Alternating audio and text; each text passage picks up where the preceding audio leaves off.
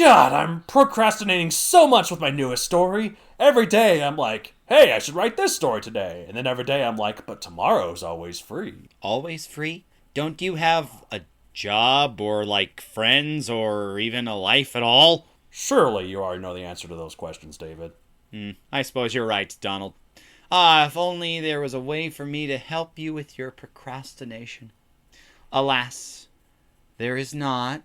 Well, you can't fix every problem, I suppose. Which is what I would have said last week. Whoa! This episode of The Writ Wit is sponsored by the scientifically verified anti-procrastination hypnosis tapes. These handy subliminal messages will easily clear your mind of any urges to procrastinate and will instead make you push yourself forward at every opportunity and every available moment. Wait, hypnosis tapes? Like cassette tapes?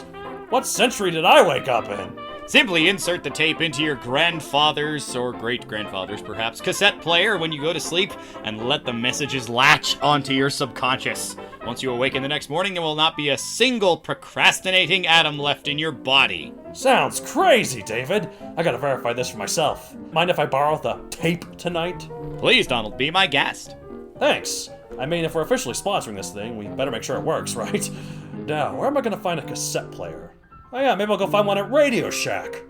Or maybe at Circuit City.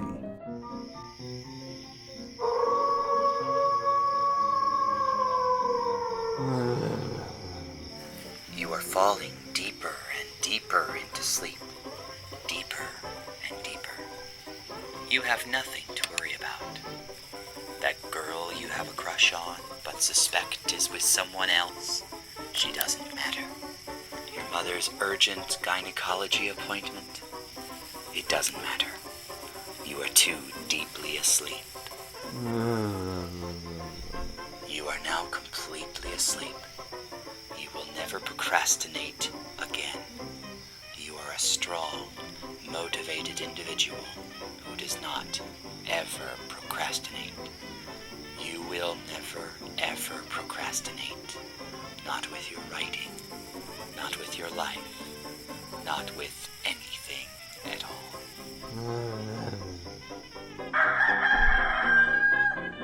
Good morning, Donald. Good morning, David. Apparently I live on a farm. Who knew? So, how did the anti-procrastination hypnosis tape work for you? Well, I just finished writing 3 whole books before my morning coffee, so I'd say pretty good. 3 whole books?! Yeah, it was no big deal. Just sat down and got them done. Plus, I filled out all my taxes for the next 50 years. Well, I suppose the tape worked out pretty well then. And it can work out for you as well, listeners, if you order our sponsored anti-procrastination hypnosis tapes. Get yours today. Alright, now that the ad's over, I must confess something, Donald. That girl you have a crush on, I totally stole her from you. That's okay, she doesn't matter. And neither does my mother's urgent gynecology appointment. Speaking of which, I wonder how that's going. Yeah, it doesn't matter. Welcome, fellow nerds, to another episode of The Writ Wit, the show with the last 2 Matts left on the planet. Did you hear about the recent Matt genocide, David? It was horrible. We barely escaped. We should really change our names. Yeah, it was worse than Zombieland ever depicted any kind of genocide could possibly be. Anyways. We really should change our names. I guess Donald is my first name now. I guess we'll have to do that. No, anyway. What would that make it? Donald Matthew Creator? Oh god, that sounds so awkward. It's only because you're used to the one. Yeah. Anyway, we're in the middle of our set about awesomeness, and you can already see from the title we're talking about a different kind of character this week. These are characters who inspire awesome. Yeah, but before we get to them, before that, yes. Before we get to them, we're going to do our regular segment, which is what we at the Writ Wit have writ. Perfect, seamless. Okay, smooth as silk. So. Smooth as a baby's. Smooth as a baby's buttocks. Well, I was about to say smooth as a baby's head or face or something besides that. You know, it's funny. So this guy I was Facebook friends with, his wife was pregnant, and he posted updates on Facebook. But sure. When the baby was born, rather than just posting a picture and then saying, "I'm a father now," all he did was said, "Everything they say about baby butts is true. Everything."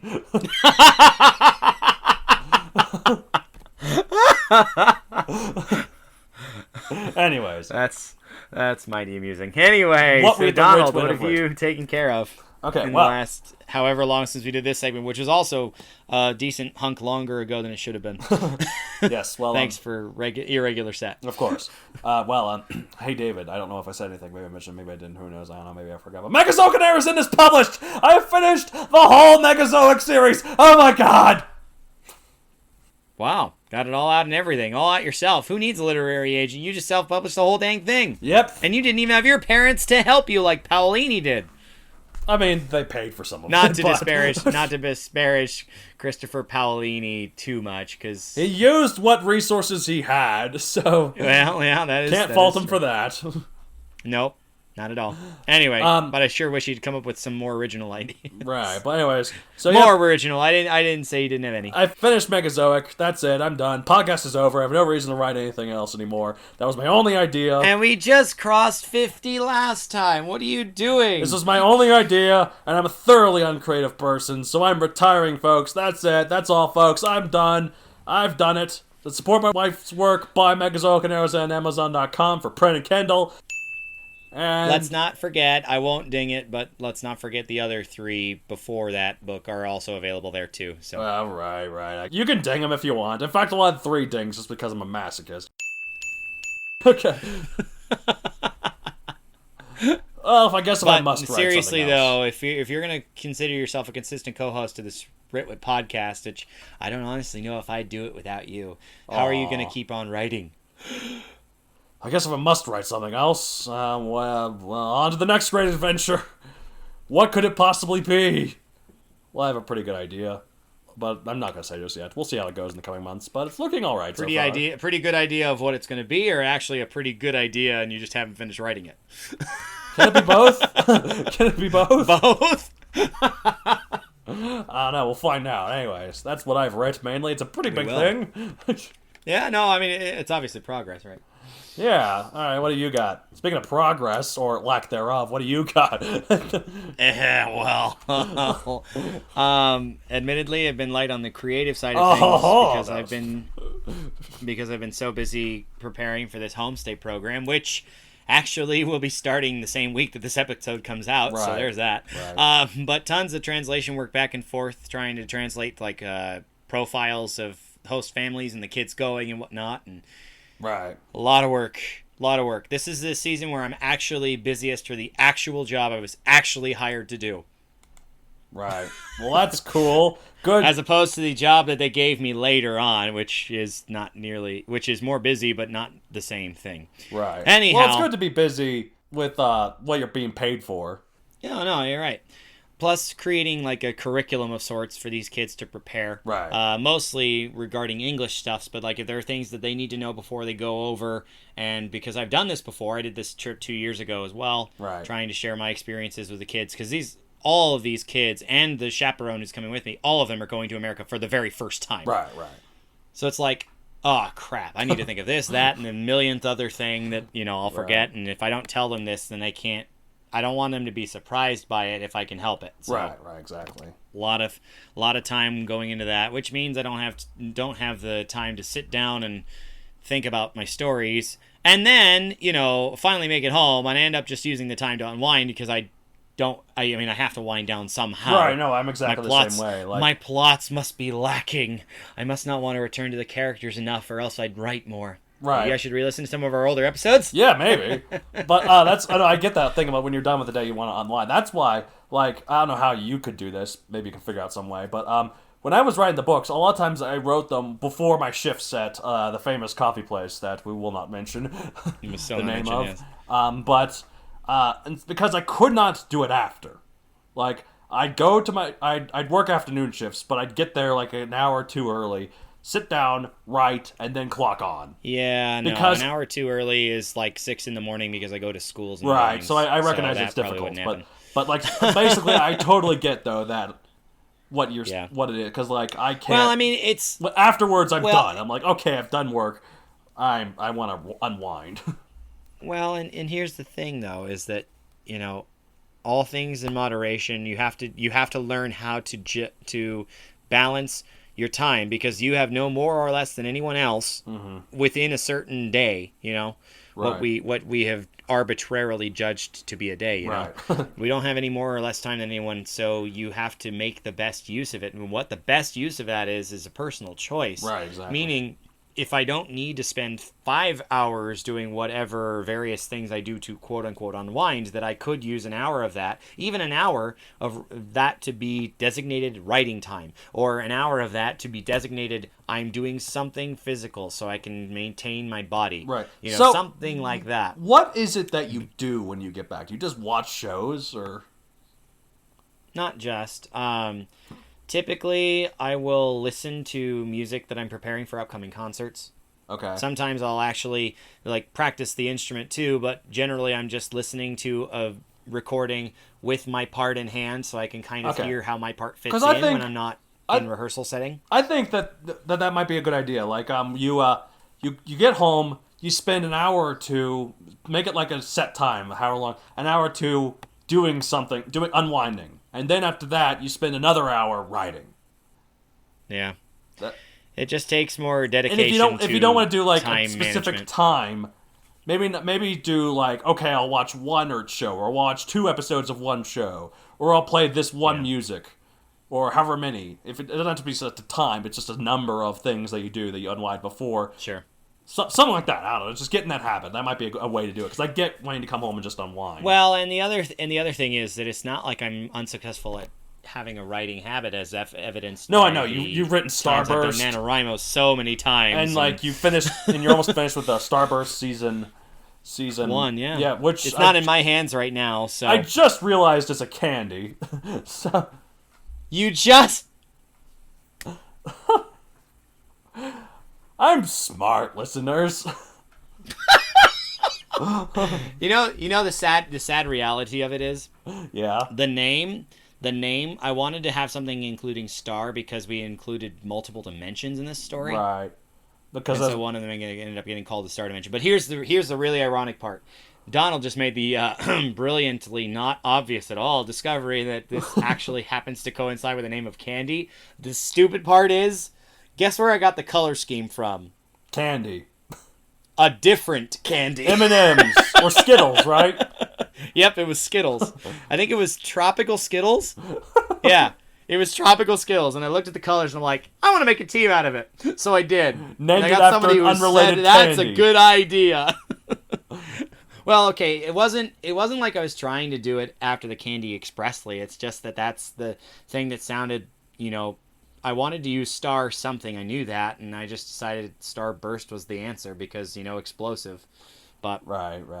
Oh well, it happens to possibly fringe cop. No, it doesn't. It's not a single word like the candy is. It's 2. But anyways, so it's not like I don't have a writing habit. It's simply that, I mean, even more relevant to that is my approach to Nano. Right. I just need to parcel out things and not spend so much time watching episodes. Now, obviously, the practice is kind of important because I want to make a career in music, but that's good. That kind of stuff is something that time management is a very important skill that you have to learn. And now I'm getting to the point where I have to, to use a somewhat vulgar phrase less vulgarly, I either need to use the toilet or get off it. Okay. I don't even know what phrase you're doing specifically, but you can tell me off air. So. The original phrase is shit or get off the pot. I've never heard that phrase before. The whole argument of it being that, if you're going to spend the time, do it. Don't just wait for something. Because you're just getting in the way of other people, ideally. Okay. They're needing to use it too. I'm keeping this in, but I'm bleeping out that one part. So just in case anyone's curious. Thanks. Appreciate it. Anyway, I need to listen to some of our older episodes so I can get maybe more you should ideas listen and to those older episodes as a way to have them lead you towards a better writing thing. And speaking of which,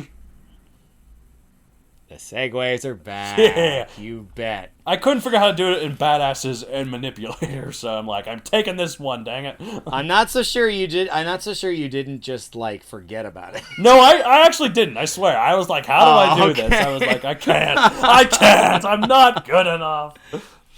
All right, but anyway, so these are characters who inspire Awesome because obviously, they make people want to be better. Mm-hmm. Exactly. So, What makes a good leader? I don't know. What makes a good leader? Oh, wait, no, I'm first.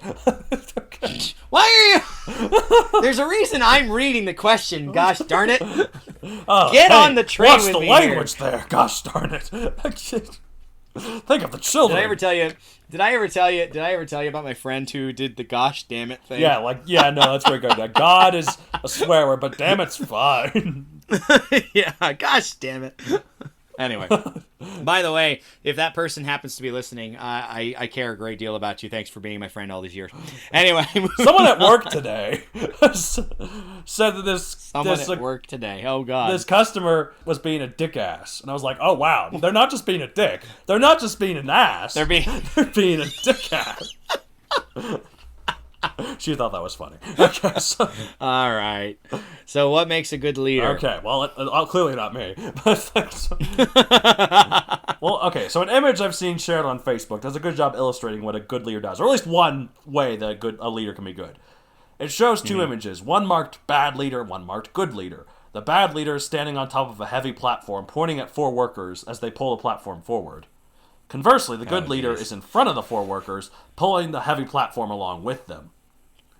A good leader is not just the one calling the shots, but also one working with the people they're leading at the front lines, or at least willing to be doing that. They're guiding people towards an ideal that they themselves already fulfill. Therefore, your leader characters should be the same, or at least do the same. That's one way to do it. Like, the leader of the Laurasia Corp... Do as I do, not as I say. Yeah, sort of. Maybe. Well, if you're leading by action, then do as I do, not as I say. Yeah, right. Like, anyway, but like the leader of the Laurasia Corps for the last 3 Megazoic books, Quinn, I've tried to write this way.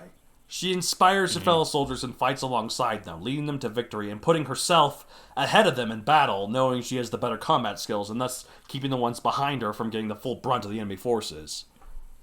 The one major time she fumbles, which I won't say how, when, or why for spoiler's sake, she gets appropriately called out for it. Oh, we don't get to use the spoiler siren? I'm kidding. You know, I've never edited in the actual spoiler siren. I've just had us do... I've just kept that in. I'm like, works. Good enough. It works. Keeps the editing down. Good enough for government work, as they say. Anyways, the one major time Quinn fumbles, which I won't say how, when, or why for spoiler's sake, she gets appropriately called out for it. And thus she corrects her mistakes and moves on. Shut up. No, it's just... You didn't say them, so I aborted it. Anyway. And thus she corrects her mistakes and moves onwards, so... Right, because obviously learning from...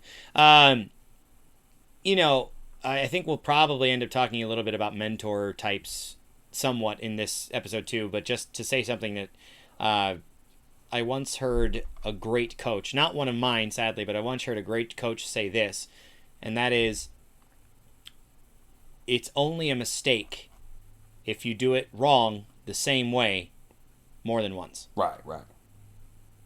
Because the mistake is not learning from the first. Exactly. Like, failure is something we learn from. Yeah, like we have to fail. So maybe not always, but sometimes you have to fail in order to know how to succeed. So, I mean, to put it in a sports metaphor, you learn far more in losing and defeat than you do in victory. Right.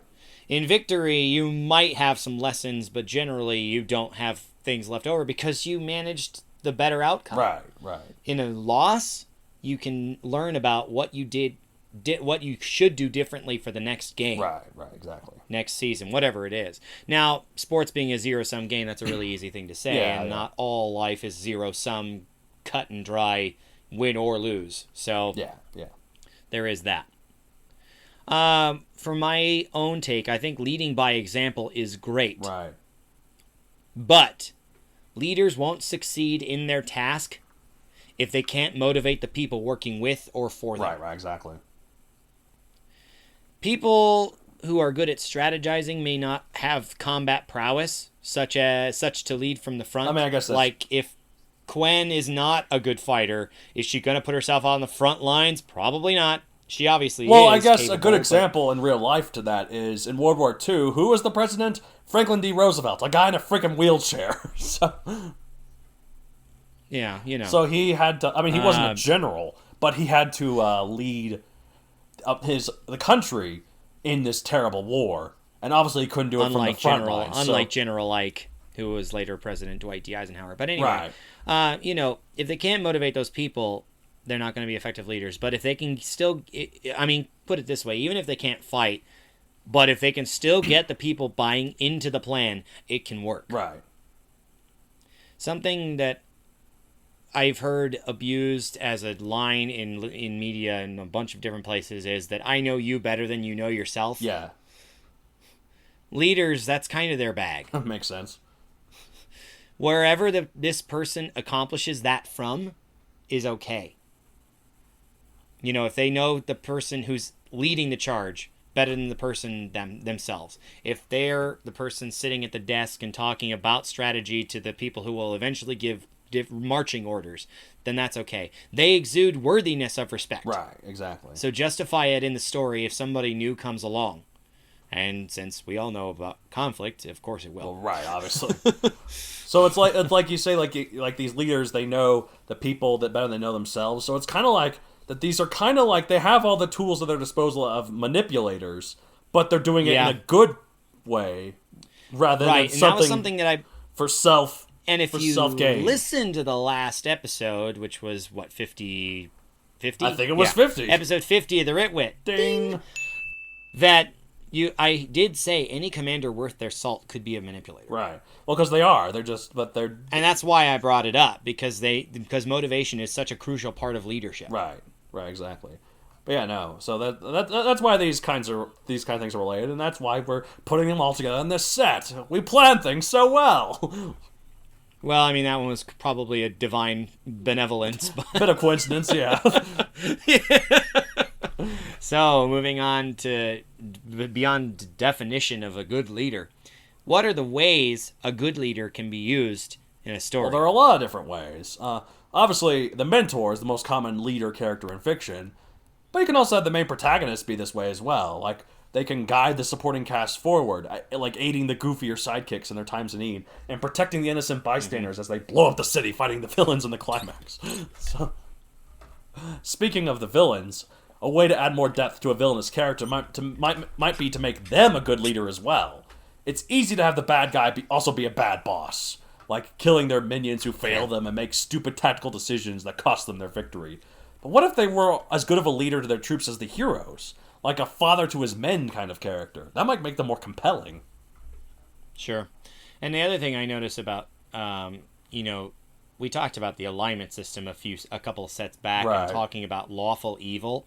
When you say somebody who's more of a leader type, I honestly think that kind of dovetails with lawful evil people, because they have this strong sense of what is acceptable, what is the goal, right, and they work to get others to follow that. Yeah, exactly. Now, it's not always neat per se, right, and there are certainly things that don't line up between these two particular types of character or character alignment. But right, in that way, lawful evil people tend to have more leadership qualities because they are good at getting people to buy in. Right, exactly. But point is, there are numerous different characters you can use for this leader archetype. So be creative to it. So be creative with it. Sure. So, what do you got? I think that there are, as you said, there are tons of ways to use a good leader, but I think, honestly, that you could also make certain bad leaders better if the leader is flagging, if they're struggling. Don't be afraid to toss them out in the field. See what happens. Right. There might be a person who is like, okay, I'm on the spot. Keep going. I'm doing it. Or the exact opposite of this is maybe the leader is so inspirational that people will die for him or her, but she or he is confined to a wheelchair. Like Franklin D. Roosevelt. They literally can't contribute much to the fight, right, and yet people still care enough about what they have to say, about who they are, about what this person means, that they will run through brick walls. They'll do the impossible. Right, exactly. For this person. There are all types of leaders, and no matter the type of leader, they all have the same basic job. At its core, this is what it is. Motivating their help. Right. You can inspire people to fight alongside you. You can inspire people to fight for you. But the common theme is that you need to inspire. Right, exactly. If you can't inspire, you won't be a good leader. Yeah. Well, you have to inspire Some awesome. methods... That's the name of the episode. So there you go. Some methods work better than others. Right. So having a little natural ebb, flow, failure, and success cycle visible in the story really enhances the human aspect of your character. Well, presumably. Yeah, what's that? I don't know. Do you mean the dinosaur aspect? You're not human. Humans and dinosaur scales. Anyway. Yes. And feathers. No. Thank you. You're welcome. But anyway, the thing being that not everybody is motivated the same way. Right? Some people respond to in-your-face yelling. Some people respond to gentle pushes. Some people respond to having motivation dangled in front of them. Right. This is why mercenaries are a thing, right? Exactly. But, like, you know, knowing what works best for that individual person and being able to modify your approach to call out the best from them. Right. That's a process. It is. And I said it with manipulators as well, that, you know, it's something that you learn more than it's something bred. Obviously, having a good upbringing helps. Having that type of personality to begin with is better than starting from, you know, base zero, right, if you will. And yet it still takes time to learn. And yet it still takes mistakes to figure out fully. It still takes learning about the person you're trying to motivate to successfully push them on. Right. To push them to greater heights in, you know, accomplishing a certain goal or just to build a better relationship, whatever the purpose. Right. I wish to God that I had a better example than this. But when you're talking about, like, a leader can inspire or work with different people in different ways, the character that came to mind was Sydney White. Like, I don't think that's a bad example. I just think it's an example. It's a random example from a movie so that... why does it matter? Well, basically, I love that movie. It's a modern retelling of Snow White and the Seven Dwarfs. So instead of dwarves, it's dorks. And, like, it's people at a college house, like, different people at, like, a fraternity. But it's not really a fraternity. It's, like, it's, like, a place where people have nowhere else to go. And Sydney gets stuck there. Long story. It's not so much a fraternity as it is a clique. Right. But, like, and so Sydney goes there because she has nowhere else to go because she gets kicked out of her sorority where the evil witch basically is. And so, Rachel Witchburn. Yep. Hi-ho! Bye-ho! Bye-ho! That's a clever movie. But, love that scene. Anyway. So she ends up being a sort of leader to the rest of the dorks. She works with the sleepy equivalent, because the thing about him is that he's an exchange student who never adjusted to the jet lag. So what does she do? She works with him in changing his clock. So she sets his alarm like a little bit earlier each day. Like, she doesn't just make him just immediately get up early at the right time. She like, okay, this day he gets up at like 3 p.m. So I'm gonna set his alarm for 1 p.m. and then I'm gonna set it for 11 a.m. and then continue. And like she helps the dopey equivalent tie his shoes, like, by directly showing him this is how it's done. She, like, the sneezy character, she works with his allergies. When doing, like, a fundraiser or something with food, she makes sure to get the special soy patty, like, vegan, weird, gross, moldy hamburger that's good for him. I don't know about moldy. It looks moldy green. Like, it's... So, she leads them in different... She figures out how to do a different way to lead them for each character, because, like the dwarves, they're all wildly different characters, so... Well, and everybody is. You know, we might have similarities, we might have similar interests, but we are not identical people. Right. Unless you're like a clone from Mandalore or whatever. But anyway, you know, it's one of those things that figuring out what makes people tick. Which button do I have to push for this person? Right. So here's a question. Yes. We know it's a process. We know that you don't come fully formed as a leader. So does a leader always have to be on top of their game to be effective? Nope. In fact, I think it makes them more human to show them struggle. Like, and wonder... Or more dinosaur, take your Yeah, pick. well... and wonder... Like, it makes them more human to show them struggle and wonder if they're doing the right thing. Like, they question themselves, they doubt themselves, and doubt their actions like any ordinary person does. People sometimes mess up. Like, sometimes they mess up a lot. But a good leader, like a good badass, knows when to... Hey, you're tying it back to that one, too. knows when to get themselves back up and try again. So... Well, if they don't get back up, then somebody does. Right. Somebody who might be a better leader. Well, or somebody who is growing into leadership. Right, exactly. If that makes sense. Arguably, if they're not effective, that provides the best material. Right. Yeah. I mean, it provides an opportunity for somebody else to step up, somebody to mature into a role. It could improve that character by pointing out a shortcoming, for example, in strategy. Right. Showcase that the leader is not perfect. But when the chips are down, when the you-know-what is hitting the fan, somebody has to be at the top of their game. Whether it's the erstwhile captain, drill sergeant, or just the calm-hearted rookie who decides to take charge in a situation. I love the fact they use the word erstwhile. Good job. It's a good word, man. It is. Well, I mean, it's one of those things that the pressure of being in a moment makes or breaks people. Right. We don't know who's going to break, but somebody will be made. Right. I mean, what is it that forges diamond? Intense pressure. Ah, right. I was like, well, actually, I don't really remember, actually. So... Intense pressure will make a diamond from rock. Right. Or the rock breaks. Because it can't handle the pressure, it won't become a diamond. Question. Can Superman create diamonds from rocks? Don't honestly know. Because if he can, with the pressure of his hand, of his super Within strength, his own hand. there is no reason on earth that Ken should not be rich. Well, I mean, if that's something he thought of doing, yeah, maybe. But, I mean, that's not... Sorry, really, that's completely unrelated. That's not really it just my made me think of that.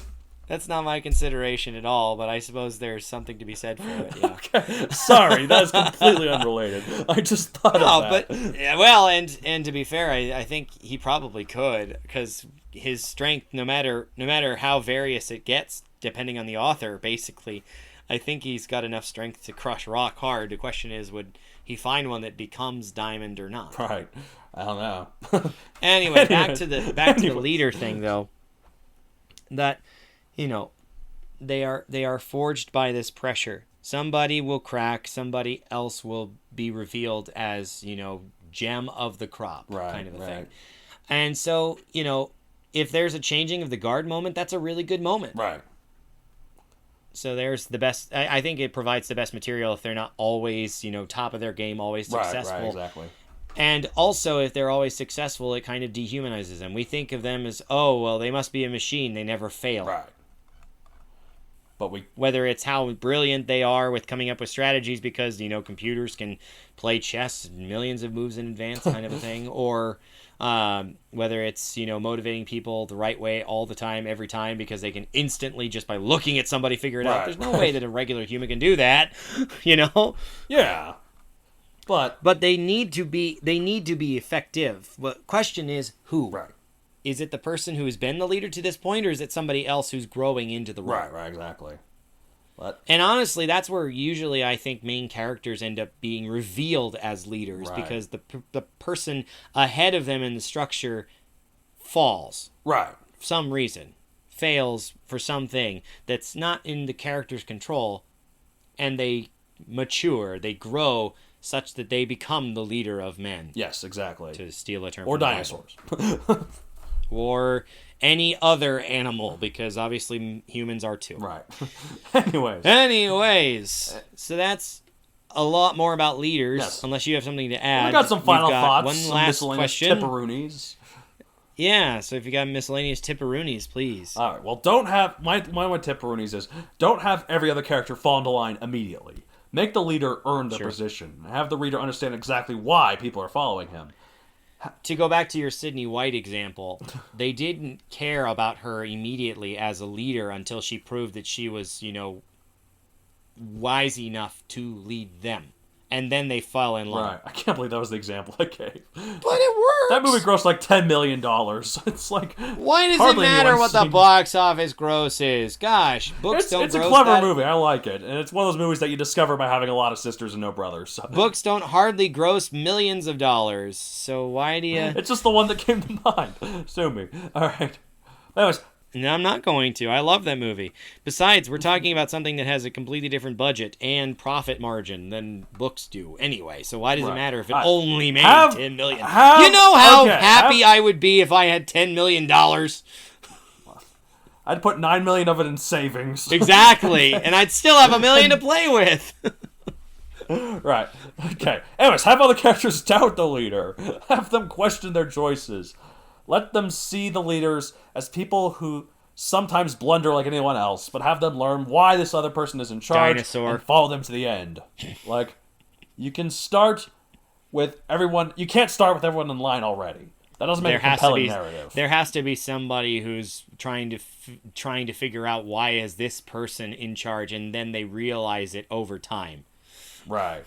Like, once you got the leader down pat, you can hopefully have them inspire the reader as much as the other characters. So that'd be ideal. You read enough about somebody that you would do anything for them. If they gave you a command, you'd do it to the best of your ability. Run through a brick wall. Like, yes, Captain America, I will follow you.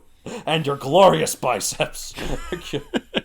Well, and I was going to say, we read about great military leaders throughout history, and I think that if this doesn't apply to them, I don't know what you're using to make that not true, but surely some of that has to go with it too.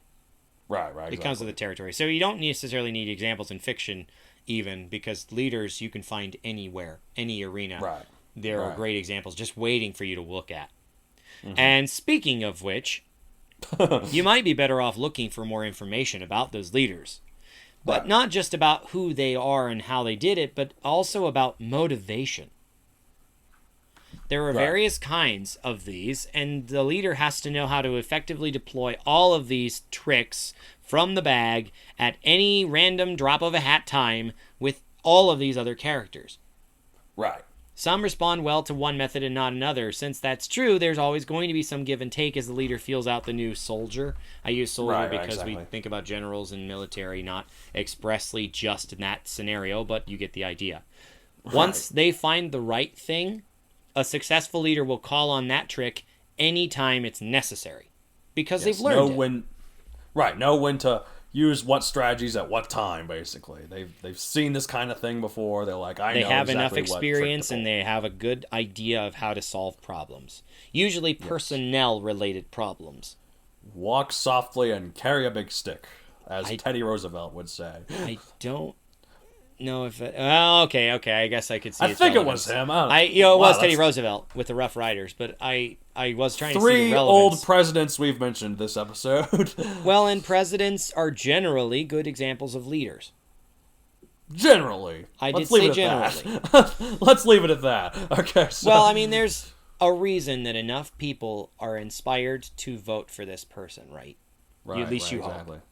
Now, I don't know what those reasons are, because everybody has their own, but, we look at how many people were highly ranked in the military and ended up taking the office. Right. There's probably a good reason for that. Right. But, okay, I guess, I won't get too into it, I guess.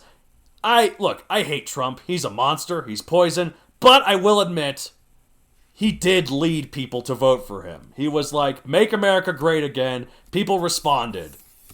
He figured it out. He figured out how to make people follow his lead. I hate the man, but he did. So, yeah, you're likely not alone, and yet there are people who have just as passionate an opinion for him as you do against him. At last, the cults often have that, anyways. So, well, I mean but to be a leader into it, but please don't. To be a leader, anyway. You need to inspire people, whatever stripe that is. And obviously, because people are as various as there are colors in the colors in nature, as there are grains of sand on the beach. You've got so many different types, and the leader won't reach all of them. Yes. So lean into that. Find a market, exploit it. It's like a good capitalist, but in a leadership sense. So, Sure, that's what you're going for. All right. anyways, that's it for this week, listeners. Yeah, if you have any more questions, or maybe you want a recommendation of a place to look up stuff about motivation, please send us an email. If you'd like to do that, use mattd@matthewdonaldcreator.com. Please, if you don't know how to spell that, take a look at the description. Any general questions right to either there. co-host, please specify which one. By the way, forgot to mention this on both the last 2 episodes. You can use your own email system to that address, or go to the Matthew Donald Creator page and just the contact we do page. say that, don't we? We usually do. Sorry, forgot about that. My fault. Some leader you are, but nah, it's fine. Well, I mean, I am pretty good at leading you around sometimes. I mean, to be fair, I didn't remember either. So you're yelling at me. Yeah, I'm not a good. Don't follow me, listeners. I'm not. I'm not someone you should try and emulate. But Well, and there are those people too that end up in positions of leadership, because that's a different type of leader. And I say this as hosting a podcast about writing, where I give tips about writing. Don't the follow irony me. is not lost do on me. as I do. Do as I do, not as I say. Or do as I say, not as I do. Anyhow, Yes, that's exactly it. So if you want to follow me personally, well, both work. So anyway, if you'd like to follow the podcast, if you would like to be. Can we really quick shout this out, though, because we haven't done this in a while either. This podcast is available in a bunch of places, so if you could give us likes and reviews through Apple Podcasts, because iTunes is no longer a thing. We've gotten some ratings on iTunes recently, like more than just the reviews. iTunes is dying. Did you not hear about this? What? iTunes is going away. It is? Completely. It is? Yes. Well, crap. So go to Apple Podcasts for that. Oh, okay. Well, that's better, because our podcast is on Apple Podcasts. It was originally hosted to the same thing. It's just that they're going away from having iTunes as a catch-all, and they're just separating the libraries into those more respected programs. Okay, good. You scared me for a second, because I'm like, that's where some of our ratings have been. But yeah, no, we have gotten some ratings on Apple Podcasts, and they're not just the reviews but ratings, and they're all positive. So yeah, keep it up, listeners. It really helps. Thank you, listeners. We really appreciate the support. If we ever had a freaking YouTube channel, we'd love to have you support us there too. Oh, I wonder what could possibly be done by that. Sadly, it'll never be done. No. Why are you so Anyway. I need to work on it, I know. Okay. You have so many different ways to follow you, but you don't have ways to follow the podcast. This feels like a shame. I'd like to think that you also follow the podcast by following. I don't. If you want to follow me, and I guess by extension the podcast, follow me. As you've assumed for all this time, 51 episodes later. Follow me at Matthew Donald Creator on Facebook, Matthew Donald64 on Twitter, and Matthew Donald64 on Instagram. There is an ad in front of Twitter, by the way. You didn't say that, but yes. What? You didn't say at Matthew Donald. You said just Matthew Donald64 on Twitter. Oh, okay. Follow me. Sorry, you're good. Edit all this out. Corrected. Follow me at Matthew Donald Creator on Facebook, at Matthew Donald64 on Twitter, and Matthew Donald64 on Instagram. Why 64? Because it doesn't matter. The hypnosis tape told me so. Just like that urgent gynecology appointment, right? What was that? I forgot. Also, have you seen my girlfriend? I haven't heard from her in a while. Or the girl I have a crush on, anyway. Because I stole the girl you had a crush on from you. Oh, that's right! You did! I don't care. It doesn't matter. We are such great leaders here on the Ritwit, the show where us two twits talk about writting all the time. But thanks for listening in to our talk about leaders, characters who inspire. Awesome. We'll be back next week with some more. But until then, in the meantime, please keep on writing. If you got questions, you know what to do. But we'll see you again next week. I'm Matt Donald. And I'm Matt David. Until next time. Yep, keep writing. Peace. Oh, by the way, it does matter. You stole my girlfriend, you piece of... The